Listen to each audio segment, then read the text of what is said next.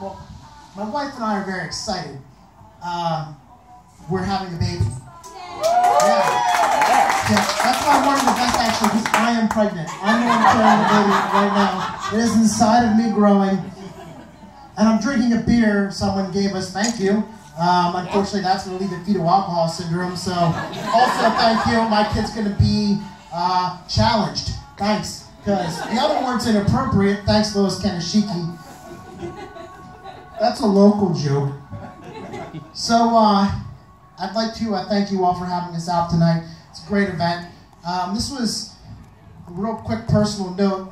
Dan organized this and contacted me. The day he contacted me, I learned that my sister has terminal cancer. So this is, when I found this was a great opportunity. So I thank you so much, guys. This is spectacular. This shit's hard to deal with. And I do a job day to day that's hard to deal with. I'm a defense attorney, which it has fun things sometimes. You get great stories. I hear you guys are going to be by a campfire later. Is that thing's going to happen? Yes, sir. Awesome. As a defense attorney, I learned a new campfire game from my clients. It has a little bit to do with drugs, but not in the way you think. So these guys decide to come to Blair County here to Cambria. Well, my story's in Blair. They go to Lowe's. If you go to Lowe's, that's where the cops like to arrest people. Just keep that in mind. Yeah, that's true, actually. So, these guys are on this phone call with a confidential informant. And they're telling this girl, yeah, we're going to bring in all these drugs. We got so much drugs. We've got all the drugs. It was actually Donald Trump. And he says, you know, they're like, okay, and she's like, great. The cops are all excited. And they meet her and take her to Lowe's, which is not weird at all. And they're waiting there, and the guys pull into Lowe's, and they bust them. And they're like, we got him, we got him. And then they, like, we got so much drugs. And they search the car, and all they find is some plastic baggies and a measuring thing like you have at home to measure your own herbs. Because drug users don't trust drug dealers because they probably short you sometimes. And they're not like you can sue them over that. And so they find this stuff, but they're expecting, like, you know, what I would call 12 bricks of heroin, which is like 50 little baggies, which is a lot of heroin. You guys hopefully don't know that. So, take a note, a brick is 50. But anyway, so the cops go in, search his car, and they're all excited. We got this big bus, we're going to make the news, I'm going to be lieutenant or whatever that crap is that they look forward to doing. And they arrest these guys, there's nothing in the car. They take my guy to jail. And this is where my campfire game comes in. They take him to jail. All they have is a little bit of weed, which tells me, which my defense was, hey guys, these guys weren't bringing drugs to sell. They were just trying to tag team this girl. That's why they drove all the way in. They weren't selling her drugs. They were trying to talk her into doing things that she might not otherwise do. Because I'm sure she's an upstanding citizen. And anyway, so my guy is in jail. And he has some more drugs on him. But he has it in the prison wallet. Have you heard of the prison wallet? Yeah, that's up your butt. So, he's in the holding area, and they've searched him. He's naked, because that's how they do it. There's no modesty in jail. And they search him. They don't find anything. Walk out of the room. He's finally alone. And he squats down.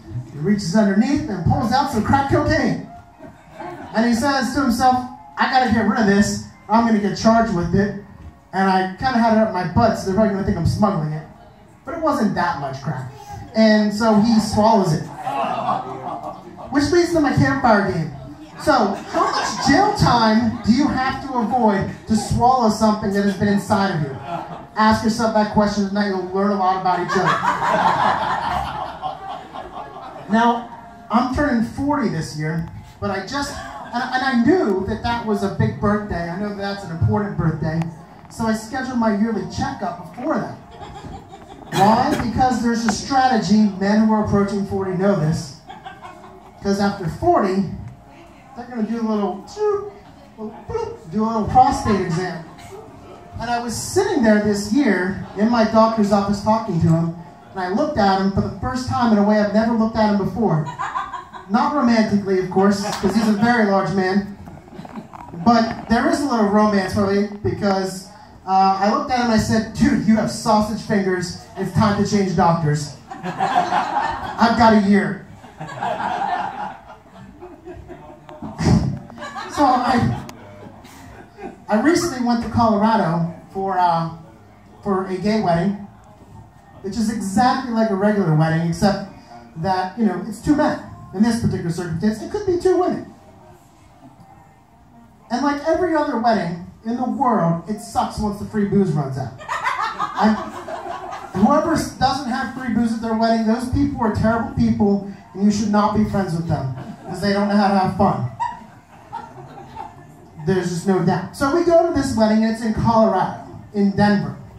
And we're there, and I was 37 years old at the time and had never tried any drugs at all. I decided I was in Colorado, so let's do the whitest thing possible in Colorado, and that's try some legal marijuana. So we went and we got these brownies and a gummy, which is a lot like a really great Sour Patch Kid. It was watermelon, my favorite flavor. So, decided, while sitting in the bus station waiting to get back to the hotel, let's get this party started. So try one of the brownies. And let me give you a piece of advice. Kids, if you're going to try the edibles, all right, don't get ahead of yourself. Take your time. Give yourself 30, 45 good minutes to get through that, okay? Yeah, remember, that's important, because you're going to think, 30 minutes, nothing happened, I'm a big dude, maybe I should take some more. That's not the case. That is not the case at all. You're going to be fine, just relax. So I take one more, and go back to the hotel, see my wife. She was with, actually she was with me the whole time, but we talk in there, because that's the thing we do once in a while, until I got this baby. And anyway, so my friend texts and he says, hey, would you like to go get pizza with my mom and I? And I say, sure, sounds great. My wife didn't want to go. And of course I was high, so at that point I'm really high. So of course, pizza makes sense. And so we go to this pizza shop called California Pizza. Have you ever been there? Yeah?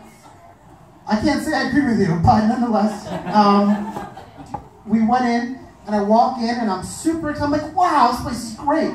You walk in, and they've got all the toppings there behind the sneeze guard, and I take a look at it, and I'm like, wow, so many options, so many options.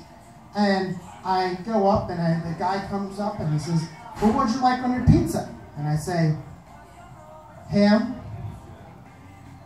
pineapple, and let's get nuts, a little chicken. So they take that and they put it right on the pizza and they put it in the oven right in front of me. And I'm thinking, shit, this is great. This is amazing. They're making this pizza right in front of me. I go back and tell my wife, I say, we're going to go back to Blair County, Pennsylvania, and there's this store, and we're going to take it, and we're going to be rich. It's amazing. I'm like, it's Chipotle for pizza. You go in, and you're in front of this sneeze guard, and you tell them what they want, and they put it together, and they make a pie. And then, next day when I'm not stoned out of my mind, I wake up and look at my wife and say, damn it. I've got to go back to being a lawyer. Because it turns out every pizza shop in the world is Chipotle for pizza. You call in, you tell them what you want, they put the toppings on, and they actually bring it to you. What is that? Thank you guys. That's my time.